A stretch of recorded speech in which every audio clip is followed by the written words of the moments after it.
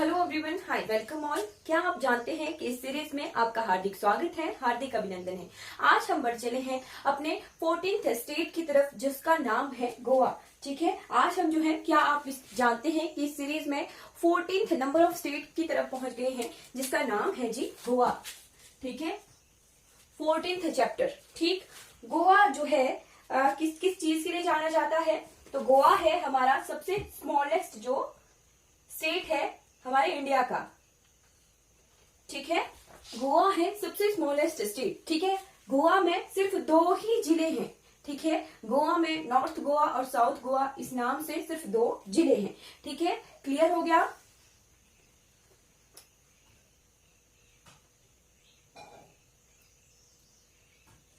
Hello hello everyone, हाय, welcome all.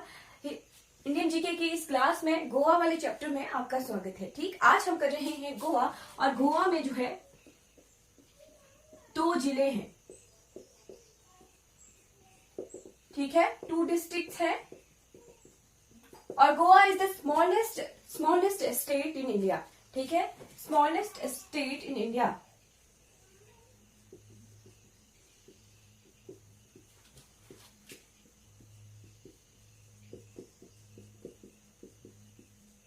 सबसे छोटा राज्य है। ठीक है, तो गोवा एक ऐसा राज्य है जो सबसे लेट, जिसे हम आजाद कर पाए हैं, लिबरेट कर पाए हैं। किससे? तो पुर्तगालियों से।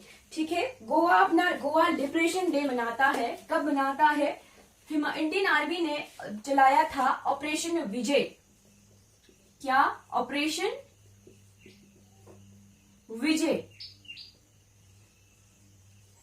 ठीक है, ऑपरेशन विजय चलाया गया था इंडियन आर्मी के द्वारा 19 दिसंबर 1961 को।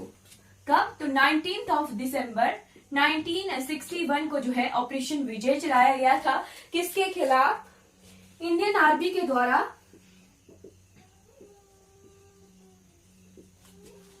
गोवा को कैप्चर करने के लिए। तो किसके खिलाफ? पुर्तगालियों से।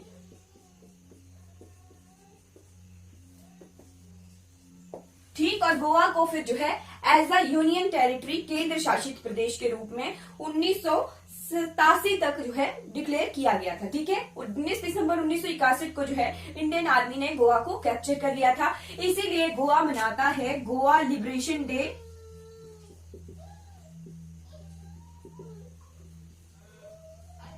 कब? 19 दिसंबर को। ठीक है, गोवा लिबरेशन डे मनाया जाता है 19 दिसंबर को। ठीक, और फिर आती है गोवा एज अ स्टेट। ये बनाया गया था यूनियन टेरिटरी। ठीक है, केंद्र शासित प्रदेश बना था ये।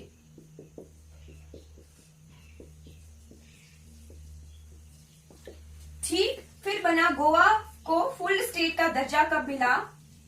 तो गोवा को फुल स्टेट का दर्जा मिला था 1987 में। कितने? 1987, तो 30 मई 1987 को। ठीक है, 30 मई 1987 को जो है गोवा को फुल स्टेट का दर्जा मिला था। इसीलिए गोवा अपना फुल स्टेटहुड डे मनाता है इस दिन। ठीक है, 30 मई को। क्लियर हो गया? ये आगे कुछ इंफॉर्मेशन गोवा की फॉर्मेशन से रिलेटेड। ठीक है, क्लियर हो गया सबको? चलिए आगे बढ़ जाते हैं। गोवा किस किस नाम से जाना जाता है? ठीक है, गोवा को किन किन नामों से जो है जाना जाता है?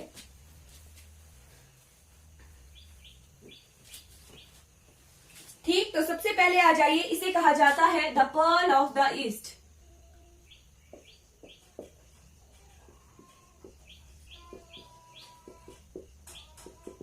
ठीक, और इसे कहा ये है pearl of the Orient.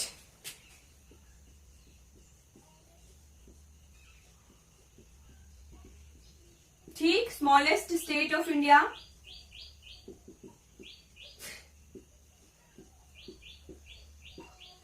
Smallest state of India के बाद रिचेस्ट स्टेट। ठीक है, सबसे अमीर स्टेट भी हमारा गोवा ही है। ठीक है, जीडीपी पर कैपिटा के हिसाब से।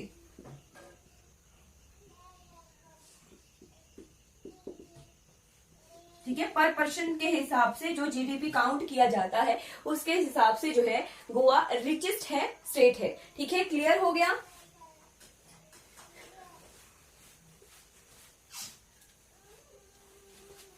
चलिए आगे बढ़ जाते हैं। गोवा के गवर्नर, तो गोवा बना था सबसे पहले केंद्र शासित प्रदेश, तो इनके जो है सबसे पहले लेफ्टिनेंट गवर्नर बने थे।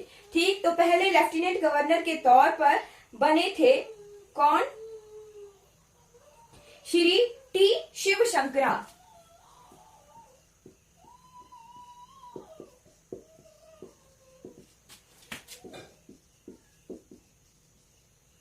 ठीक है, श्री टी शिवशंकर जो थे पहले लेफ्टिनेंट गवर्नर बने थे 19/12/1961 से लेके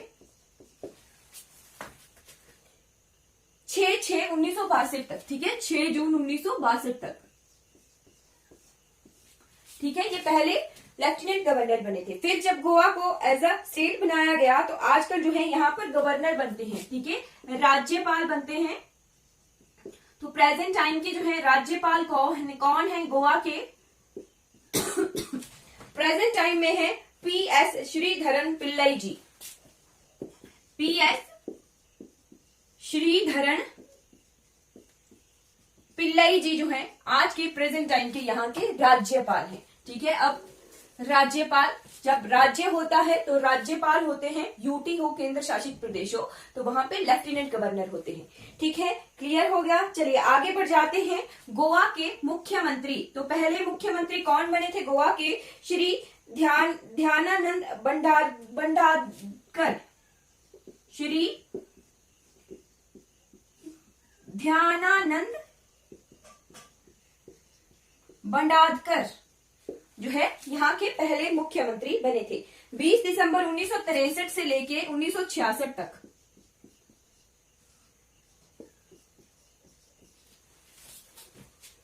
ठीक है, और प्रेजेंट टाइम में है जी प्रमोद सावंत जी।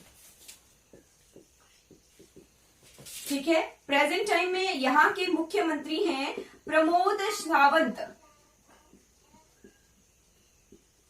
ठीक है, ये बीजेपी से है। ठीक, क्लियर हो गया। तो गोवा का हाई कोर्ट, लास्ट क्लास हमने कौन सी कवर की थी? महाराष्ट्र की। तो महाराष्ट्र में मैंने बताया था कि महाराष्ट्र का बॉम्बे हाई कोर्ट जो है गोवा और दमन एंड दीव का जो है लॉ एंड ऑर्डर संभालता है। ठीक है, न्यायिक शाखा जो है गोवा का हाई कोर्ट जो है बॉम्बे हाई कोर्ट है। ठीक, तो जो बॉम्बे हाई कोर्ट के चीफ जस्टिस होंगे वो ही गोवा के चीफ जस्टिस होंगे। क्लियर हो गया। ठीक है, बॉम्बे हाई कोर्ट ही जो है गोवा का हाई कोर्ट है। कब ये बना था? तो 14 अगस्त 1862 को ये बना था। ठीक है, बाकी सारी चीजें बॉम्बे हाई कोर्ट की मैंने लास्ट क्लास महाराष्ट्र में क्लियर करवा दी है। क्लियर हो गया। एक बेंच जो है गोवा के पणजी में भी स्थापित है, बॉम्बे हाई कोर्ट का एक बेंच। ठीक है, क्लियर हो गया। चलिए आगे आ जाते हैं। गोवा का एरिया, ठीक है, एरिया ऑफ गोवा। ठीक, तो एरिया है गोवा का कितना? 3702 किलोमीटर स्क्वायर। ठीक है, अगर मील में लिखा जाए तो मील में है 1429 मील स्क्वायर। ठीक है, और फॉरेस्ट एरिया कितना है? तो फॉरेस्ट एरिया जो है गोवा का कितना एरिया है? 2219 किलोमीटर स्क्वायर। ठीक, जो कि क्षेत्रफल के हिसाब से परसेंटेज बनाता है 59.94%। ठीक है, मतलब लगभग जो है गोवा का 60% क्षेत्रफल जो है फॉरेस्ट के अंडर आता है। ठीक है, क्लियर हो गया।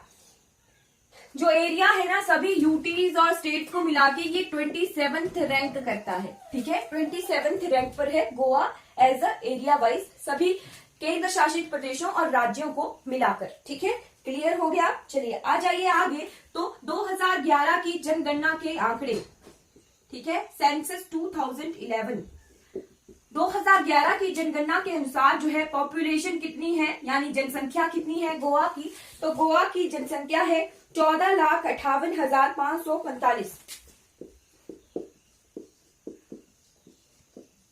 टोटल जनसंख्या है गोवा की। ठीक है, और पॉपुलेशन डेंसिटी कितनी है यहाँ की, पॉपुलेशन डेंसिटी यानी जनसंख्या घनत्व कितना है, कितने व्यक्तियों की क्षमता है गोवा में, तो वो है 380 व्यक्ति प्रति वर्ग किलोमीटर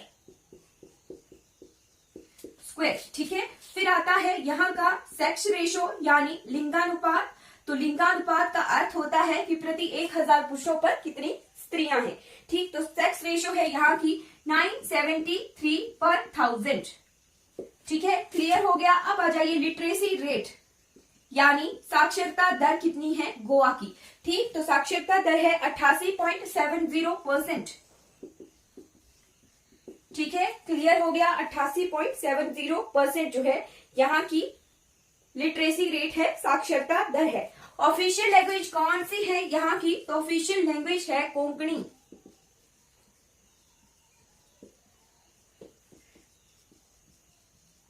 कोंकणी, फिर इंग्लिश भी है। ठीक है, मैंने बताया था कोंकण तट। ठीक है, कर्नाटका महाराष्ट्र वाला जो पोर्शन, सह्याद्री वाला पोर्शन है ना, सह्याद्री तट भी कहते हैं और कोंकण तट भी गोवा तक कहा जाता है। ठीक है, तो कोंकण तट वहां का नाम है और कोंकणी यहाँ की ऑफिशियल लैंग्वेज है। ठीक है, क्लियर हो गया। ये कुछ डाटा आ गया हमारा 2011 की जनगणना का। क्लियर हो गया है जी, आपको नोट कर रहे ही होंगे ना। चलिए आगे बढ़ जाते हैं। अब देखते हैं गोवा की बाउंड्रीज और बॉर्डर लाइन। ठीक है, बाउंड्री प्लस नेबर्स देख लेते हैं गोवा की।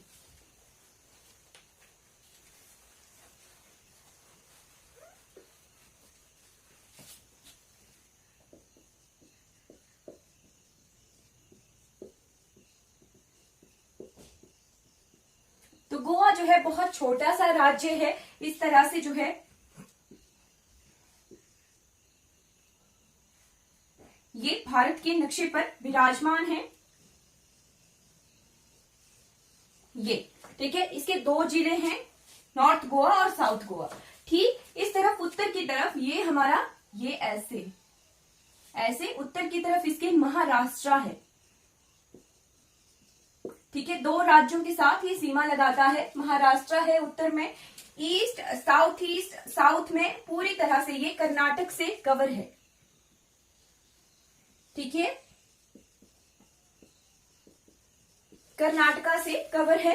ठीक है, दूसरी तरफ को, ठीक, ये जो सारा पोर्शन है ना, ये पोर्शन, ये सारा का सारा ये कर्नाटका का है।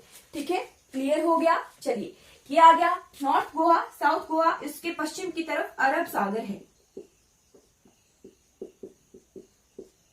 ठीक, जिले कितने हैं यहाँ पर, तो जिले हैं 2 जिले हैं।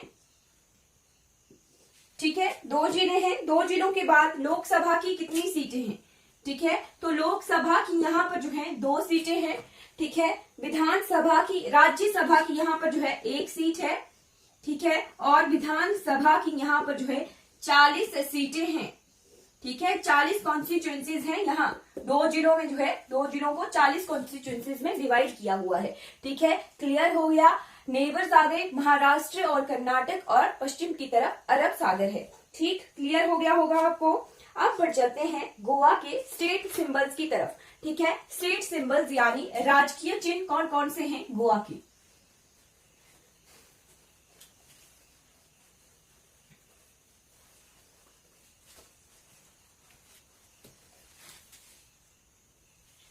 ठीक है जी, state symbols of Goa.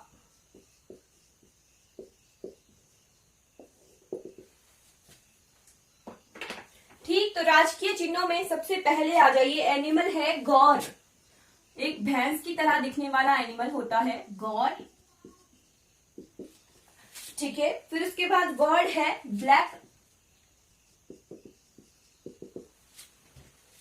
Black crested बुलबुल, या इसे फ्लेम्ड थ्रोटेड बुलबुल भी कहा जाता है।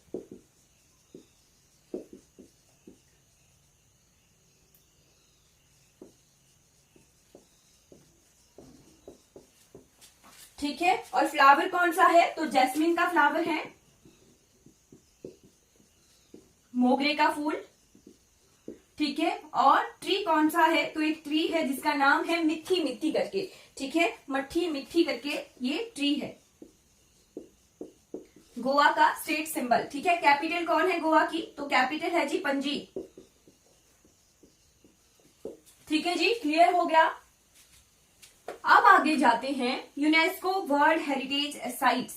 ठीक, तो गोवा में जो है जितने भी चर्चेज हैं, जितने भी कॉन्वेंट्स हैं, उन सभी को जो है यूनेस्को वर्ल्ड हेरिटेज साइट्स में शामिल किया हुआ है। जितने भी चर्चेज हैं, ठीक है, जितने भी कॉन्वेंट्स हैं, सभी को जो है यूनेस्को वर्ल्ड हेरिटेज साइट्स में जो है शामिल किया हुआ है। ठीक है, क्लियर हो गया। वर्ल्ड हेरिटेज साइट्स में जो है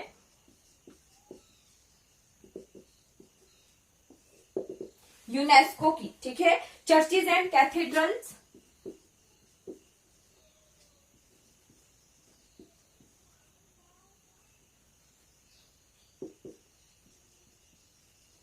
जो भी जो है चर्चेज पुर्तगालियों के बाद 16वीं से 18वीं शताब्दी तक बनी है।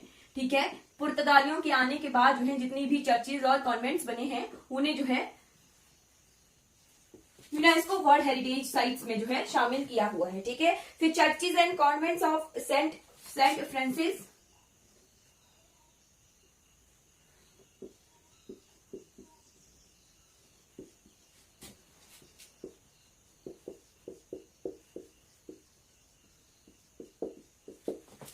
ठीक, फिर तीसरी चीज है doctor Assisi chapel of saint Catherine. ठीक है,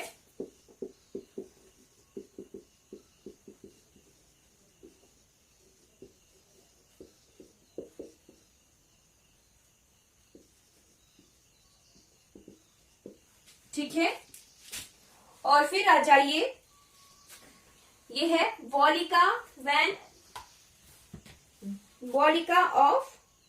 वसीलिका ऑफ वॉन जीजस।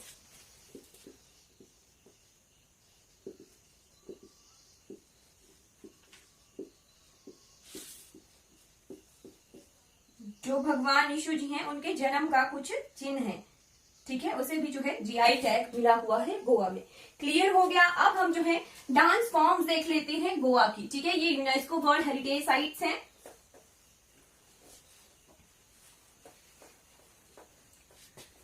ठीक, डांस फॉर्म्स ऑफ गोवा।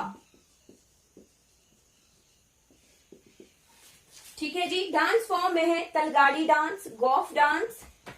ठीक है,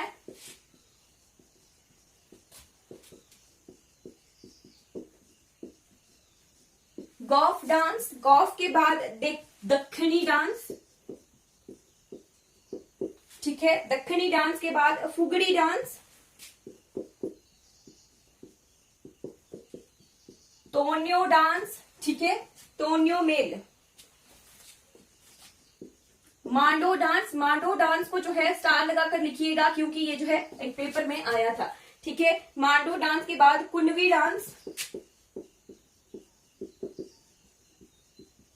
ठीक है, कुनवी डांस के बाद दशहरा वदन।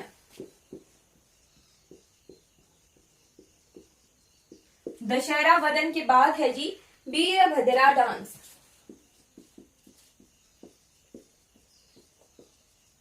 ठीक है, क्लियर हो गया। ये कुछ डांस फॉर्म्स हैं गोवा के। ठीक, अब हम जो है कुछ रीजनल फेस्टिवल्स देख लेते हैं गोवा के। आर्ट एंड कल्चर तो कर ही रहे हैं। ठीक है, रीजनल फेस्टिवल्स ऑफ गोवा।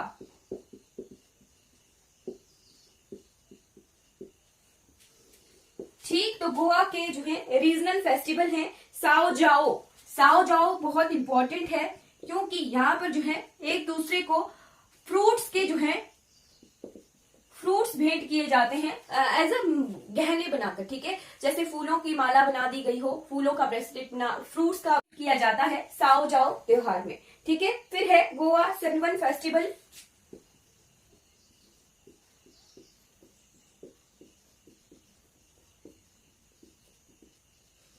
ठीक है, और तीसरा है यहाँ का सिंगमो फेस्टिवल। ठीक है, सिग्मा फेस्टिवल। ठीक है, ये कुछ त्योहार हैं, रीजनल त्योहार कहाँ के, गोवा के। ठीक है, अब यहाँ की जीआई टैग। तो जीआई टैग में फेनी, जीआई टैग है फेनी को, गोवा की फेनी।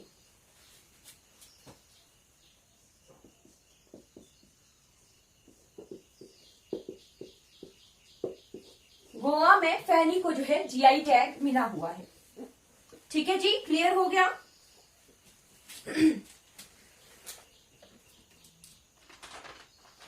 बहुत छोटा सा चैप्टर होगा, जल्दी हो जाएगा कवर आज।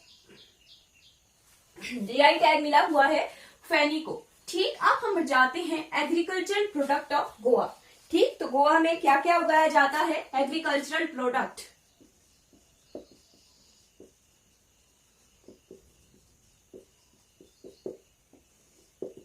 ठीक, गोवा का एग्रीकल्चरल प्रोडक्ट में राइस, मैंगोज, कोकोनट। कोकोनट तो जो है रास्ते में ही कोकोनट के पेड़ होते हैं, तो क्लियरली से कोकोनट होगा ही। ठीक, पल्सेस। ठीक, फिर हमने लास्ट क्लास में देखा था जैसे जैसे हम जो है साउथ इंडिया की तरफ बढ़ रहे हैं तो काजू की पैदावार हो रही है। कैश्यू, कैश्यू के बाद बीटल, बीटल होता है जी पान। ठीक है, बीटल, बीटल के बाद शुगर केन।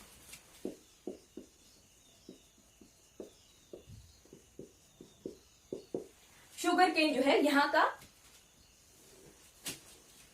उगाई जाती है, एग्रीकल्चरल प्रोडक्ट है। ठीक, अब आ जाइए यहाँ के नेशनल पार्क। तो यहाँ पर जो है सिर्फ एक नेशनल पार्क है जिसका नाम है मोलेम नेशनल पार्क। ठीक है, क्या नाम है? Mollem national park.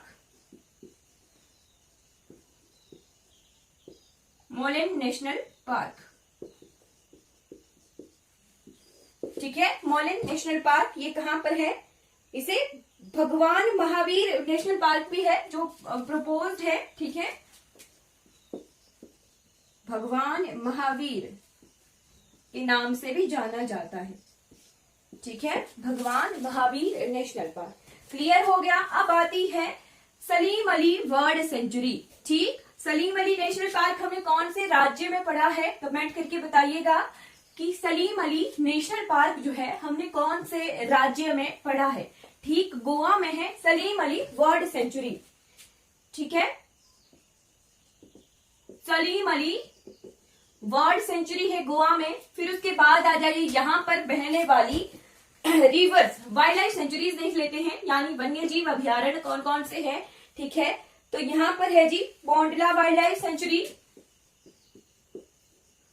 वोंडला wildlife sanctuary. Bondla wildlife sanctuary के बाद है Chorao wildlife sanctuary, doctor Salim Ali wildlife sanctuary. ठीक है, उसके बाद है जी Netravati wildlife sanctuary. Netravati wildlife sanctuary के बाद कोटिगांव वाइल्ड लाइफ सेंचुरी।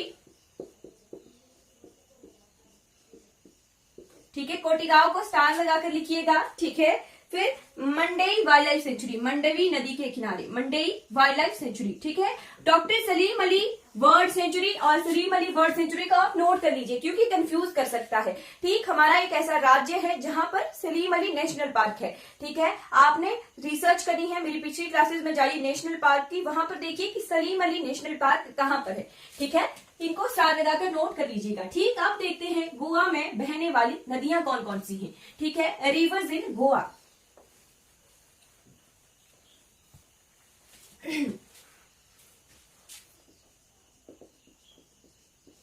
ठीक, तो रिवर्स है यहां पर बहने वाली, एक है मांडवी नदी, फिर एक है चोपड़ा नदी, चोपड़ा नदी भी इसे कहा जा सकता है। ठीक है, छपरा भी कह दे, चोपड़ा भी कह दे। ठीक है, फिर है ज्वारी नदी। दो मुख्य नदियां हैं गोवा की, एक है ज्वारी नदी और एक है मांडवी नदी।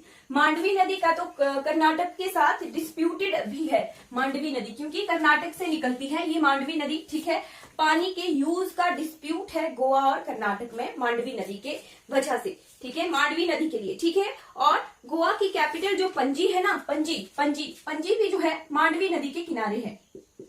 ठीक है, पणजी जो शहर है, स्टेट कैपिटल है गोवा की, वो मांडवी नदी के किनारे बसा हुआ है। ठीक है, फिर आ जाइए नदियों पर बने बांध। ठीक है, तो डैम इन गोवा। ठीक, तो डैम है यहाँ पर, एक है जी सलाउलिम डैम, ये संगम रिवर पर है। ठीक है, सलाउलिम डैम ये संगम रिवर पर बना हुआ है, संग्युम जिसे कहा जाता है। ठीक है, छोटी सी खड टाइप नदी है ये। ठीक है, सलाउलिम डैम। फिर है जी एक अंजुनम डैम, अंजुनम डैम जो है मांडवी नदी पर बना हुआ है।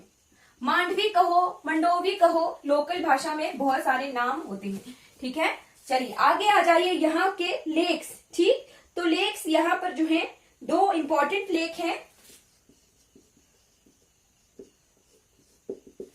ठीक है, सबसे पहले आ गया मय्यम लेक, ये बिचौलिन में है।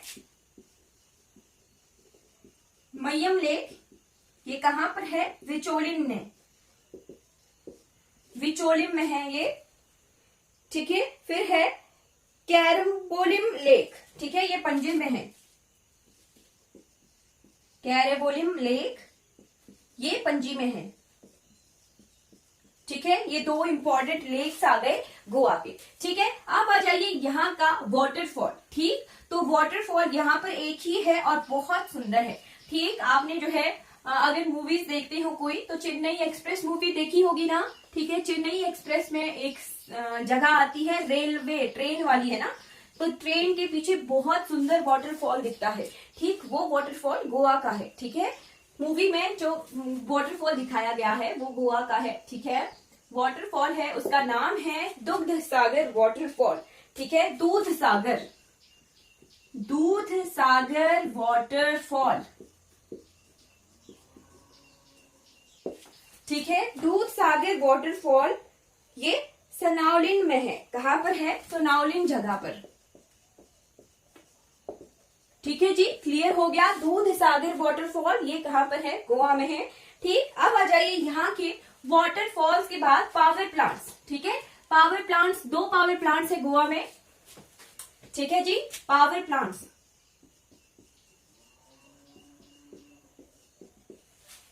पावर प्लांट्स आ गए। एक है जी थर्मल पावर प्लांट जो कि है रिलायंस एनर्जी लिमिटेड का। थर्मल है जिसका नाम है रिलायंस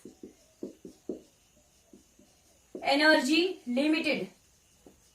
ठीक है, और एक गैस पावर प्लांट है। ठीक है, जो नेचुरल गैस होती है, जियोथर्मल गैसेस, ठीक है, उससे बना हुआ है, नेचुरल गैस का है ये। ठीक है, इसका नाम है गोवा गैस पावर स्टेशन।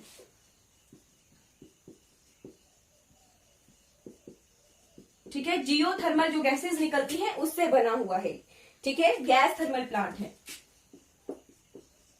ठीक, क्लियर हो गया। तो दो पावर प्लांट है गोवा में। ठीक है जी, पावर प्लांट्स के बाद एयरपोर्ट देख लीजिए। एयरपोर्ट, तो गोवा में एक एयरपोर्ट है जिसका नाम है Goa international airport.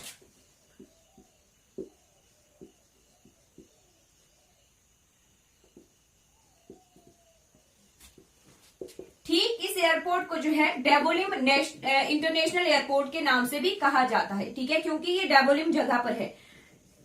डेबोलिम international airport.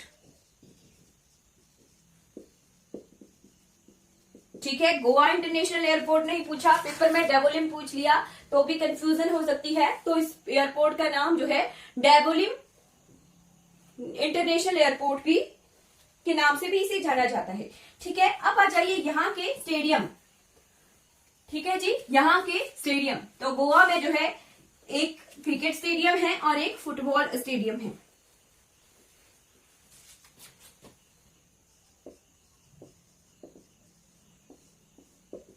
ठीक है, स्टेडियम में है जवाहरलाल नेहरू, जिसे फटौदा स्टेडियम भी कहते हैं। ये मल्टीपर्पज स्टेडियम है। ठीक है,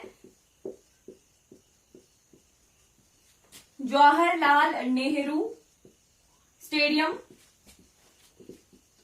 इसे फटौदा स्टेडियम के नाम से भी जाना जाता है। ठीक है, ये मल्टीपर्पज स्टेडियम है। ठीक है, और दूसरा आ गया एक फुटबॉल स्टेडियम। ठीक है, जिसका नाम है तिलक मैदान स्टेडियम, ये फुटबॉल स्टेडियम है।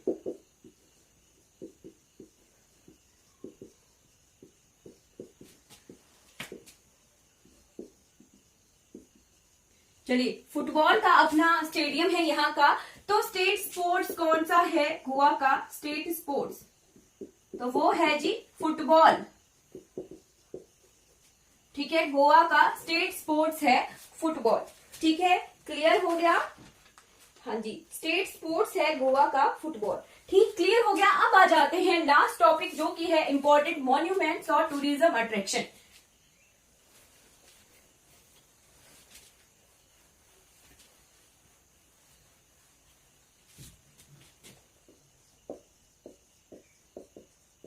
Important monuments and tourism attraction.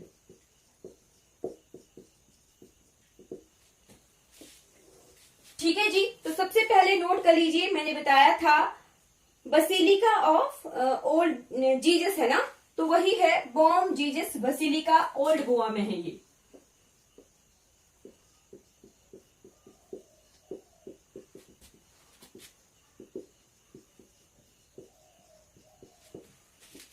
फिर नोट कर लीजिए सेंट कैथेड्रल, ये बलेहा में है।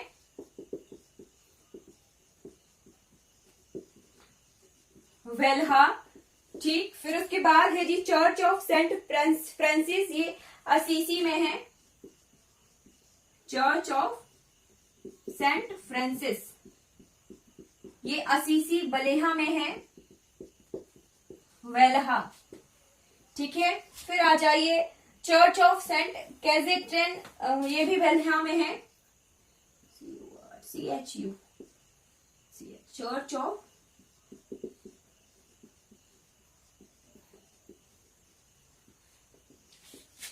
ठीक है। मरमोगांव पोर्ट, ये जो है 12 मेजर पोर्ट्स में से है गोवा में एक, ठीक है। 12 मेजर बंदरगाहों में से एक बंदरगाह गोवा में भी है, ठीक है। फिर है church of our lady of miracle,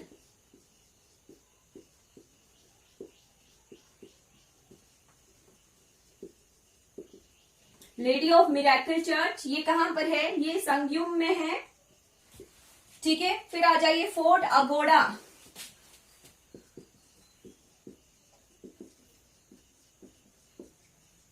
अग्योड़ा के किले, ठीक है। बारदी सब डिस्ट्रिक्ट नॉर्थ गोवा में है ये। फिर है जी छपरा फोर्ट, ठीक है, यहां के किले, ठीक। फिर है जी church of our lady of immaculate conception, ठीक है, ये भी एक चर्च है, ठीक है।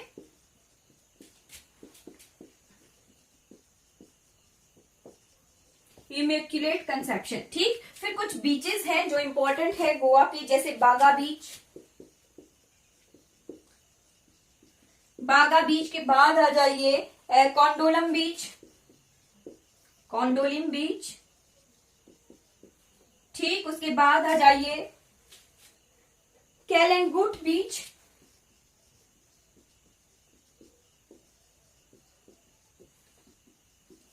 ठीक। उसके बाद अंजुना बीच,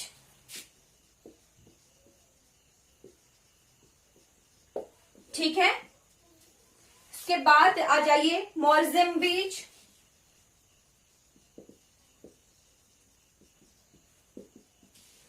ठीक है। और लास्ट फोर्ट अगोड़ा तो हमने जो है क्लियर कर लिया। ये हमारे टूरिस्ट अट्रैक्शन भी हो गए, इंपॉर्टेंट मॉन्यूमेंट्स भी हो गए गोवा के, ठीक है। आई होप आपको गोवा के बारे में जो है जितनी इंफॉर्मेशन इंपॉर्टेंट है वो क्लियर हो गई होगी। आपको क्लास अच्छी लगी होगी। कोई डाउट होगा तो आप मुझे जो है कमेंट सेक्शन में जरूर हमारी कंप्लीट हो जाती है। Thank you so much for watching this class. अगर आपको ये वीडियोस अच्छी लगी हो तो लाइक कीजिए, मेरे चैनल को सब्सक्राइब कीजिए और दूसरों तक जो है इन वीडियोस को जरूर पहुंचाइए जिन्हें जो है इन वीडियो से हेल्प हो सके। Thank you so much for watching.